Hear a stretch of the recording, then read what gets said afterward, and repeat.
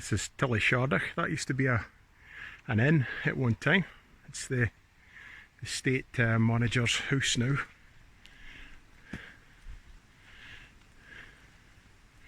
And this building here, we used to actually keep bales in it once upon a time. It's a horse mill. So the bit at the back, you can see the kind of, well, it's hard to tell it's circular, but certainly that was a horse would have walked through and turned the mill. And apparently in the trees there remains a stone circle. So there you go, a wee bit of godlight there as well, nice. So this used to be an open parkie when I was a loon. They planted that wood, which is rather nice actually. Some nice oak trees and birk. Bit of rock growing here. This was our trees a few years ago. They got all blown down, really flattened the place. But they've planted some broadleaf trees, and it's going to be rather nice. There's a burial cairn in our here.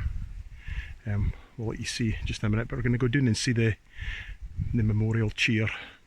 Well, this the Neil Gow tree is something I'm quite proud of. It's an oak tree that was ground for an acorn that I picked up for the below the Neil Gow oak on the banks of the Tay near Dunkeld, and it's doing pretty well.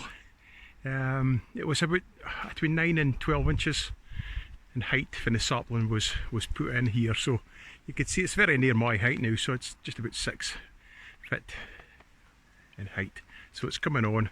Got everything in the garden actually, but then along here, this is really what I come to let you see is the chair. Dave Bullock made this, and popular spot, made a lovely job. Let's see, can you see that now? And then you can sit and tuck your ease here, the Howicramar in the background. Lovely.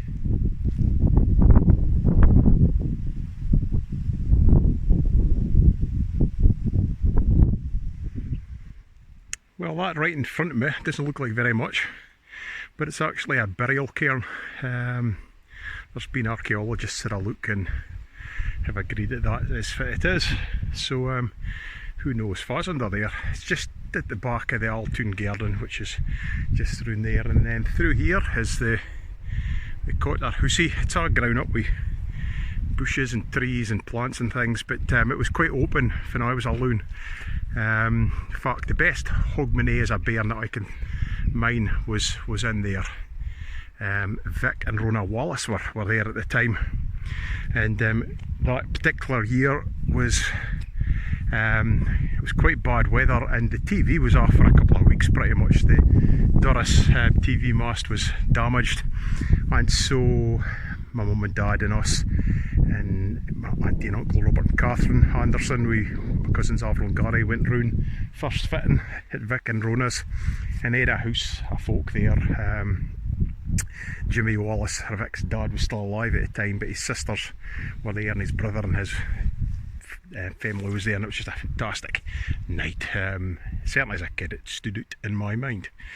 There we go, and tell you what I got for my Christmas that year was Alistair Fraser's first album, and I think the high point of that for me was probably Lament for McCrimmon, which he made a beautiful job with harmonies. Now folks, this is the Altoon Garden. This would have been the garden to the house, but when we were kids, we planted our tatties in here. My granda also had some hens. He had a hen house, but recently it's been turned into an apiary for the Tarland Bee Group, and it's a lovely spot now.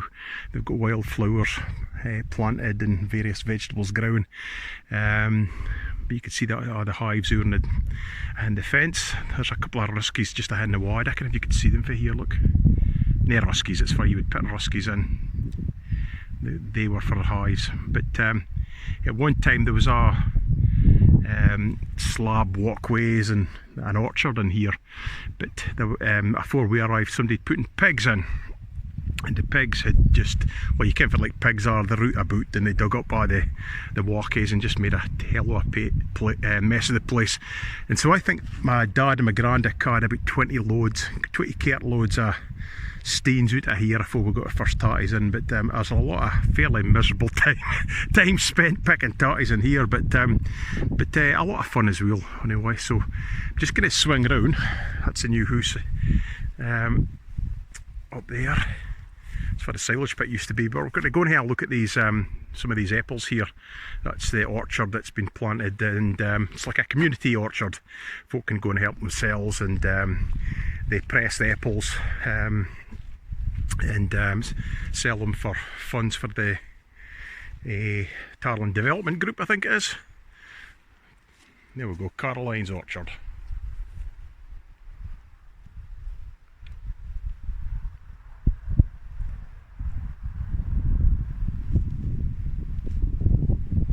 Hardly believe I used to run about like a wild thing in here. This was all open actually when I was a kid, quite rock grown. Some of them have been quite heavily picked already, but some of these are still got quite a few apples in them. They've also got cherries down here as well.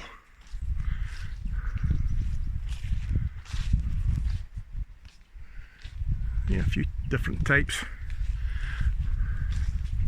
And I think is that apples or pears? So you can see the garden again.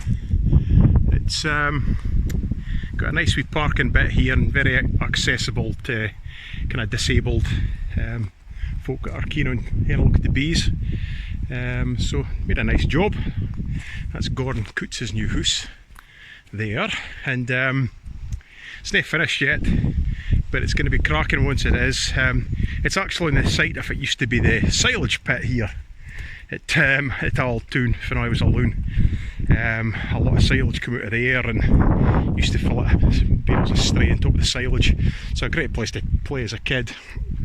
But latterly the reef got blown in one winter, and it was a bit of an eyesore, but there we go, that's the old steading. There, it's great old building that. So there you go. And we've got the wall here. Now that is near Caber on the head of the dike. That's the old well, which is just down in here actually.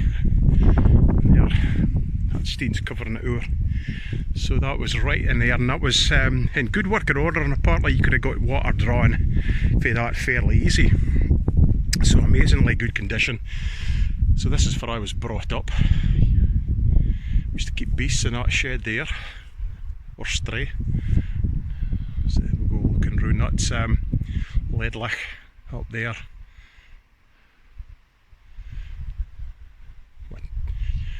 A lot of battles been fought here. I was quite fearsome. I was a bit of a savage as a kid, running about wild in the countryside here. So if we come round, there's Mum and Dad's house. Mum and Dad are still there. That's Altoon. And the first 27 years of my life were spent there. But then here we had beasts in the winter time in the various sheds. And just down here, that's the old bothy. And the bothy is for the unmarried farm labourers lived. And you might have had about 4 possibly in there. The woodwork inside, they've carved names and dates and things inside, and so this has been done up and it's in really good order. But that is a bothy, and it's a fairly typical example. Not so much the front bit, but the style of building. A single roomed dwelling, and in this case it's probably if it would have been known as a chamber, because the men would have been fed in the house. It was more down in Angus that they fed themselves. They would have been issued with a kist of oatmeal, and that would have had to last them their 6-month term. But crikey, we used to climb up and heed of that. One of the worst bollockings I ever got from my dad, had a pal called Murray Craig, was up visiting, and we managed to get up in the heat of that roof. Asbestos, extremely brittle. Below us in the court there was a big Frisian bull, and what a bollocking I got, because my dad obviously kent how dangerous it would have been if we'd gone through that. We would have had not a chance. So there you go, boys will be boys. Yep, so looking at the side here, and this wee old building here, that was my brother and me used that as our den. There was actually a reef on there, but it's since fallen in. But that was a pigsty at one time. not a bad place to be brought up, I have to say. So still at Altoon here. It's actually it's a fairly impressive ash tree. That there is a limit has come off recently, but you might notice that there's a box there. That was the bee group put it up there because there was a hive of bees down inside at the hollow of the tree, and they wouldn't come out. They liked it too much, and actually you can see there that wee pillar thing there is actually there was a sundial, and up atop the upper floor, that was the side where my bed was, and every summer we used to have bees up buzzing about up there, and one year the honey started dripping through the roof onto my bed. So that's us at Altoon. You can see the road just down there. When we come here first in 1971, that was actually a sand road. It was a dirt road. There was no tarmac on it, but it was not that long and it was tarred actually. And down there is the mains of Kincraigie for Weebide. Slightly earlier in that you can see Tam na Mhairi Steen circle the hill there with Milne's in front. We'll swing around just to let you see this monkey puzzle tree. Best monkey puzzle tree I've ever seen. That's not just being partisan, I just have never seen a better. So been up the top of there quite a few times, but of course not recently. So there's mum and dad's. So this is where I had to walk to school every day. Walk down there and got the bus at the bottom of the road, so it's about half a mile I think. And well, can't see Loch Nagar nor Morven because of the weather, but it's looking quite picturesque today. So that was a playground for us. The amount of football we played out there, David and me, hours and hours and hours. I would say probably thousands of hours of kicking footballs around here. Yep, you can't really see it here, but down the side of that Dawkins, down to the trees, is the remains of the old Drove Road, which you can see, and it goes down into the trees, down through the trees, it goes right out at the Tarlin Burn at the Mill of Kincraigie, crosses the burn and goes a while over by Scar, round by Tillyhermick and out towards Dinnet. And this is a very familiar road. Again, probably walked this road thousands of times. So getting closer to home now. Looking over Stonyfords, stinking old sheep there. They're alright, but they're very small again. I just zoomed in there, I should have done it further up. Quite a lot of water last weekend, and you can see up in that park, just a big failure, there's still water lying yet. Fact that is that would originally have been a loch. At the time before the How was drained, it would have been very, very boggy round about, but there was 3 lochs between Tarrant and Abai. So there you go. And that would have been one of them. But near Brigade. Can I see from the water sits? And the other end, just below Balnagowan, as you're coming up towards the firm, you can see down below that there's actually a lot of water sits there. So where the quarry is. And I've been to quarry actually. They found a flare which is supposed to have been what they described as a medieval manor house. So never been excavated, but be worth seeing. There's back up the far. I just come way up to Altoon. And we'll just head down there.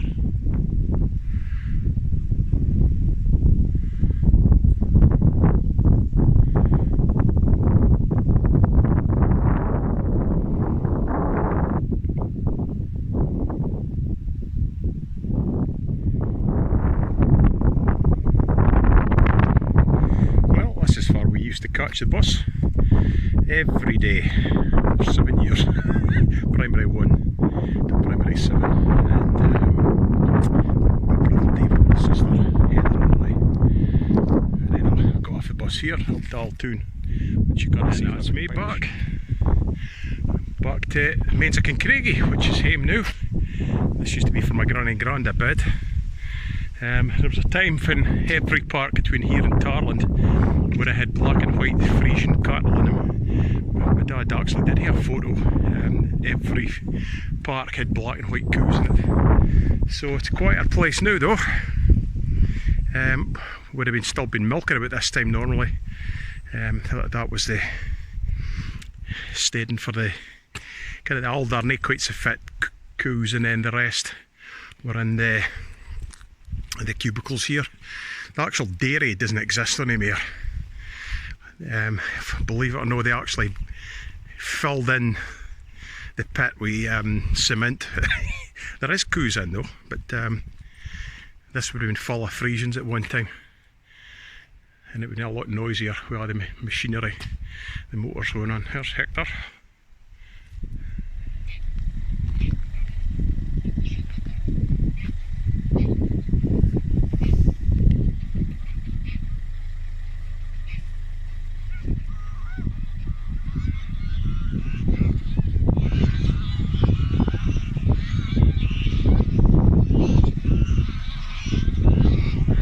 These are pink-footed geese doing a side bog heat. I think they're very happy with me, like. We'll go on and leave them. That's us back. That's the farmhouse there. The bothy, where my this should have here. It's been adapted a fair bit, but when I was alone, certainly the estate students, when they were doing their dairying training, used to bide in there. Wasn't unknown for my granddad to get them up at the weekend. Wheat clout if they wouldn't arise, and then bucket of water. That usually did the trick. And then just through there, that's, you could see Milne's up in the distance with Tamnaveri Stein Circle just a minute. There you go. Then we'll go out to sea really.